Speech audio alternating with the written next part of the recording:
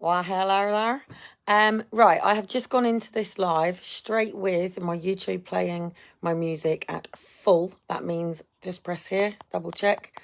My sound is fully up. So if my sound disappears, then this is a test.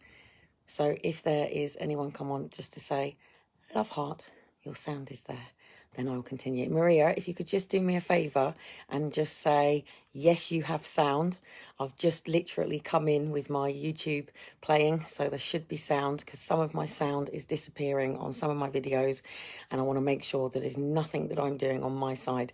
So literally my YouTube was just playing and I've come in on full sound. I've checked my sound on here. It's definitely up. So Maria, if you can just sort of go, yes, you can hear me, and then I'll carry on with what I was actually going to say. Otherwise, it's completely pointless me being here. Yeah, I have sound. Fantastic. Hello there, Maria. How you doing? How was your Halo weekend? Actually, we had no knocks on the doors.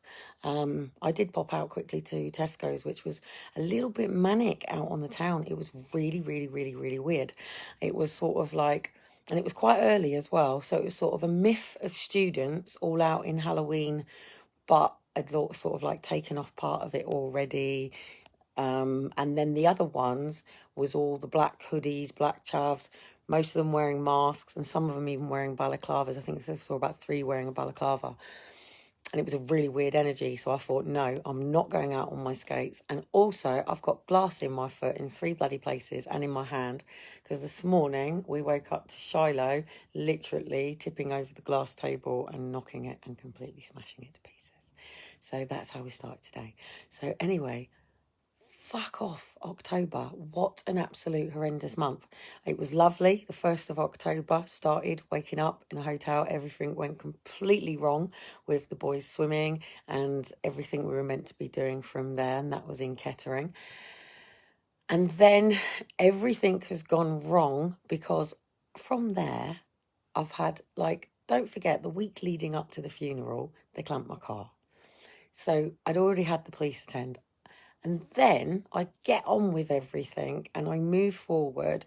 And the good thing is I was about to have some of the workmen come in to pull my bathroom carpet and put the whole way thing up. And then all of a sudden I reared up again about having people in the house. One, because I'm in the middle of still the fact that I've now officially been in a managed move for a year. And again, do you want to have a quick look as well? Because this has been done, this particular sort of room. It is meant to be my living room, by the way. So this is actually the living room of the flat. But because it's a 2-bedroom flat, it's the bedroom furniture that I've got is too big for the middle room. But the middle room is meant to be the boys' room.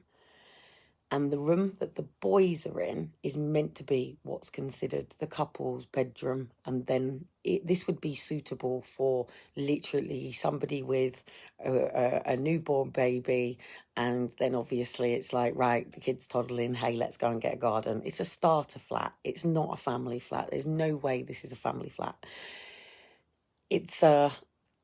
I'm an old granny and I've got a carer sort of flat. So anyway, based on this room, and what you've got to remember is when I came here, it was literally moving the pink sofa that I had in both rooms. So it was like a bed in each of them rooms. We had the sofa, which came in here as a living room. And I set it up initially as a living room. And it was a really big, large space living room. And then obviously still having no bedroom furniture after being living over at the other place with no bedroom furniture. But the big hassle has been not having a bath because for me, daily routine starts with sunrise. I put myself first. I get myself up first. And then I like to be ready. This is talking about obviously getting kids to school for so long. But it doesn't matter whether I'm getting my kids ready to go to a state education facility for whatever hours is a day, which is going to be changing, or whether I'm taking my children to private classes or whatever, there is still a routine for day and night, yeah? And the first thing that you teach any child is the difference between day and night, and you teach them that by sunrise and sunset.